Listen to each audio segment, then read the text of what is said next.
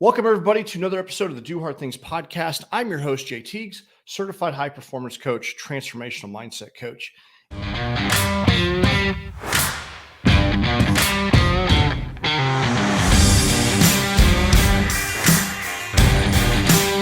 And welcome to another episode where we have great discussions with engaging guests on a variety of high performing topics. And in this episode, it's just me. And if you listen to the last couple of episodes, well, 2 episodes ago, the last monologue, I basically was telling you about I'm going through a difficult period of time. That's one thing about life is that we go through some ups and downs, some stormy seas. And for me personally, it's been a stormy sea with just a variety of things happening, and kind of all culminating with the passing of my adopted mother. And in the last episode, I had paid my last respects because she was still alive, and since then she had passed. And so I've been dealing with a variety of emotions, going through the 5 stages of grief. And I want to kind of just talk about the stages of grief and kind of give you an idea. I just want to share how I have been dealing with it, because upon notification of that news, I still had to perform. I still had some obligations. I still had to go to work and perform at a high level. And it was not an easy thing to do. But I owe that to the personal growth and mindset work. And that's really what the case for doing that work is really, when you're going through difficult times, doing hard things requires doing hard things. And from a mindset perspective, because a lot of the stuff that we talk about, endurance sports and doing physical things that are difficult. But when it comes to mindset, it's showing up when you don't want to.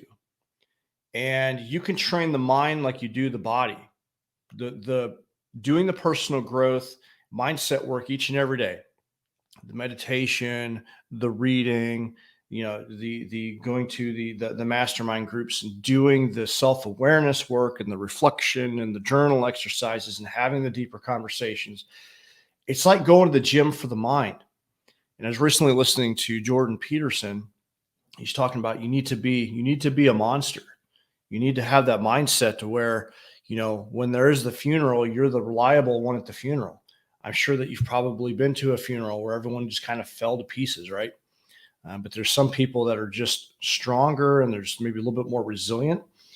And, that's as I reflect on how am I able to currently navigate this difficult time. And I'm not saying I'm not feeling grief and depression, because I am, but I am far more capable of flipping the script a little more often, so I can at least get through the things that matter the most effectively.